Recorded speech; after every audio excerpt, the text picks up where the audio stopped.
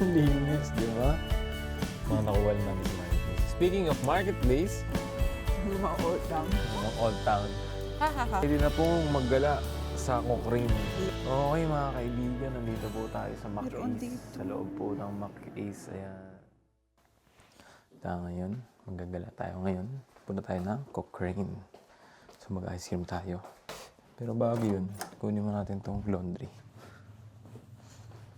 So every 1 week lang yung laundry namin. Ay, sorry. So every Monday, either Monday or Tuesday lang yan. So bago tayo pumunta, magbibenta muna tayo ng bote. Ng ating mga naipon ngayong taon. Ooh, it snowed.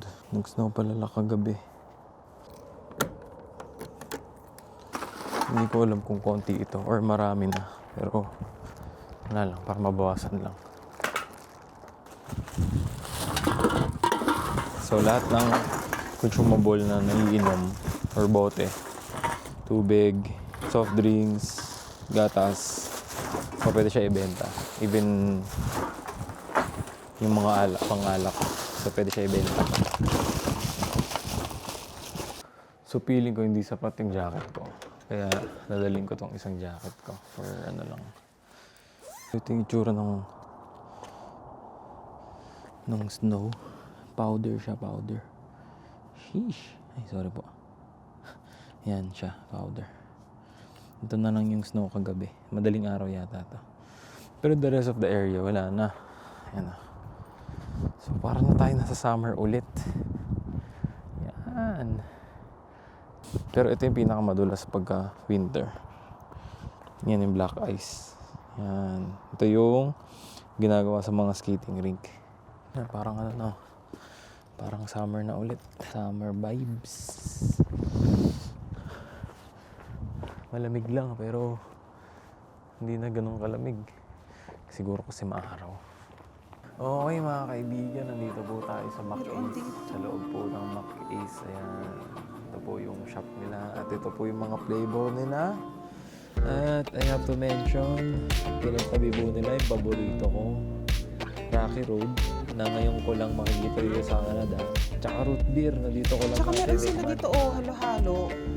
Yun, popular na Philippines queso. Tsaka queso. Tropical. So, classic chocolate. Panang fruity caramel tropical.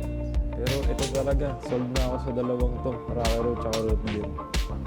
Kasi po, nag-try ako sa DQ. Tinanong ko siya, yung nagilid na dati. Tandaan mo yun? Bumili ako ng beer. Sabi niya, meron kayong Rocky Road. Sabi niya, what's that? So dito merong Rocky Road. Sa Pilipinas lang ata may Rocky Road. Hindi ko na po alam kung anong bibilin ko. Ano kaya akin? Akin ay queso. Queso? Queso at 2 flavors. 2 flavors? Pwede ba yun? Pwede, dalawang ano. Pwede ba? Oo. Pwede naman. Dalawang scoop. Ayun ako, Rocky Road, saka root beer. Root beer? Akin queso. Anong masarap kaya ano sa queso? Ikaw? Queso.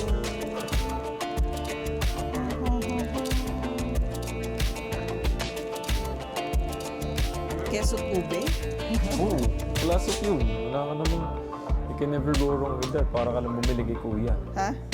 Para ka lang bumili Sige, kay kuya queso sa at ube labas. akin. Queso Queso at at ube. ube. Para ka lang nag-dirty ice cream. So, bili tayo ngayon ng queso at ube. Let's go! First time Sige namin na. dito sa Cochrane. Tsaka matagal na namin Yung tinatarget cone siya, no? Cone. Cone na. Cone. Meron silang ganito, mga ano, May washroom ka dito? piña colada, mango. Ito rin, isa rin to, mango. But, Wait. hello. For the double, can you do different flavor? Yeah. How about you? One is queso and ube. Oh, okay. So, queso and... Queso and Where's the flavor? chocolate pa. One second. Okay. She's a little undecided. Most of the time. Chocolate fudge. Chunk, yeah. Yeah. Okay. Ako yung mga interesting ano nila dito. Mga ice cream maker nila. Ganda. Oh, wow.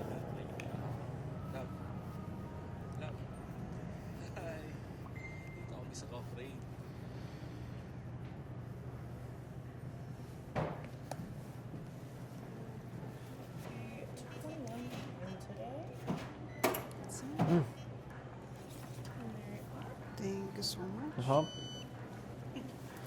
Yeah, it's good, it's good.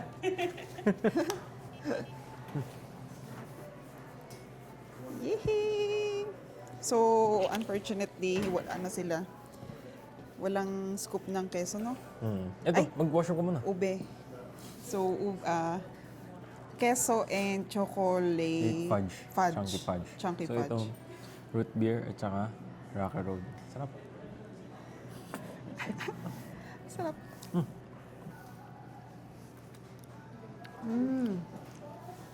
Lasang Root beer. root beer.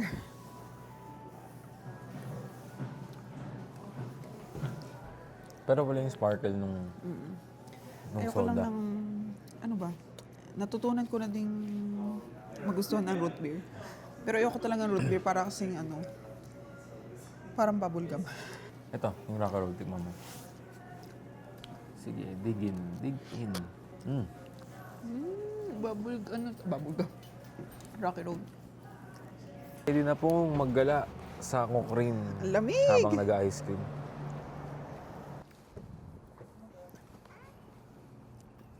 Ang sarap. Ang lamig lang.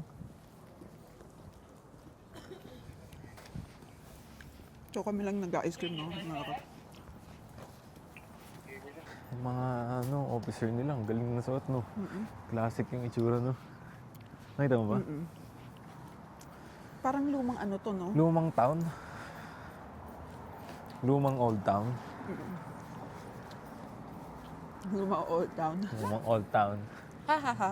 So, andito po muna kami sa may sasakyan. Ang lamig. Yes, sobrang lamig. Tingnan ma. Habang kami ay maghahanap ng next na pupuntahan at Kasama namin kayo. yung mga taga-EMS nag-ice cream sila. Oh. Hey, Kita namin kayo. ganda namin kayo. Kaya pala yung mga EMS dito magaling mag-rescue kasi nag-ice cream sila. Cheers. Isang cheers para sa ating rest day. Let's go. Cheers. Palita. Cheers for 2026. Incredible yung root beer. Sobrang saya ko dun. Pwede pala next time, cup. Abo. Alagay sa cup yung ice cream, tapos bibili ng Hindi para ko hindi trip messy. yun. Mas gusto ko yung ganito. Classic. Kasi pag-asa ka, Bagay. ikaw pa mag-scoop or sa cup, kakainin, mag-scoop ka tapos kakain ka ng cone. Hassle, no? Hassle, pangit yun. Pero depende naman, iba-iba tayo ng gusto, di ba? Parang matagal din Pero ito yung trip ko. Parang matagal din matunaw yung ice cream dito. Kasi malamig, no? Oh, minsan lang tayo mag-ice cream sa labas kasi pricing nga. Usually, nabili kami ng ice cream sa Costco, then bili kami ng cone sa Walmart. Yun, mura yun. Kasi yung isang tub na ice cream sa Costco, magkano? 7? Sarap yun, vanilla. Tapos yung cones, mga $3 lang. Hindi, $1 lang. Ang dala ba? 1 point something. Excited na ako mag-camping. Kaya nga.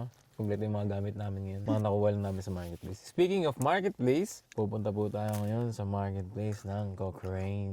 Hala! Tingnan natin kung makakadali tayo dito. Tingin tayo kung mayroon dito mura. 1:39 pa lang naman ng hapon, so maraming. Saka maganda dito sa Cochrane, free yung parking. Sa Airdrie, alam ko may mga bayad din yun yung mga street parking. Tapos may app ka. Dito wala, sinerch ko. Paano mag-alis? Locate me. Okay me. Pag outskirt kasi ng Calgary, mas mura yung mga binibenta nila yung marketplace. Tulad nitong upuan. Oh. Pang patio. Yan, pang patio siya. $20 lang both na. Kung sa Calgary ito, mga nasa 60 siguro to dalawa. Pero nalabas sa akin, ano pa din eh. Card girl.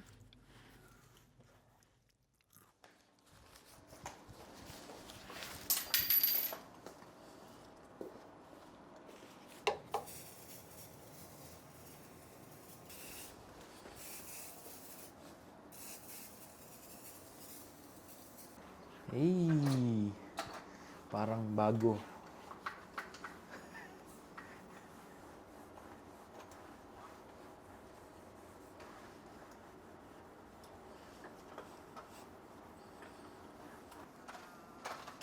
Brown pa siya ngayon kasi nga galing ng winter. Wow, ang linis naman. Linis, di ba? So mga kaibigan, nakauwi na tayo ngayon. Nakapunta na ng Costco, nakakain na ng Seafood City, nakabili na sa Lucky na kung ano kailangan gawin. Hindi namin nakuhanan to. May nakuha kami sa Cochrane. So paglabas namin sa thrift store, may nakalagay na crossbar ng sasakyan. Wala po siyang tag mga kaibigan. Baka idodonate niya to, tapos hindi tinanggap ng thrift store. Ewan ko. May Kasama yung susi. So, nasa tabi siya ng basurahan. So, kung meron man pong maghahanap ng crossbar na naiwan sa basurahan, nasa amin lang po. Hindi, joke lang.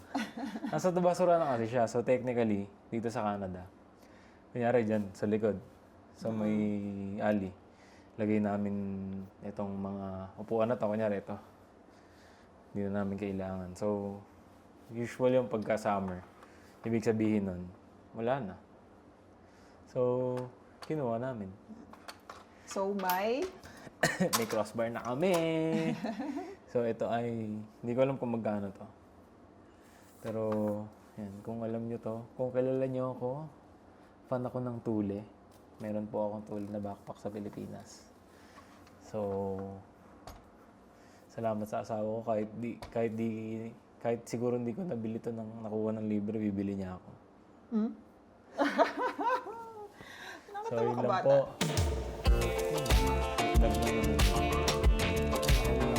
Saan isang nabili mo? ito. Ito mo. Saan? Nabili ko. $2.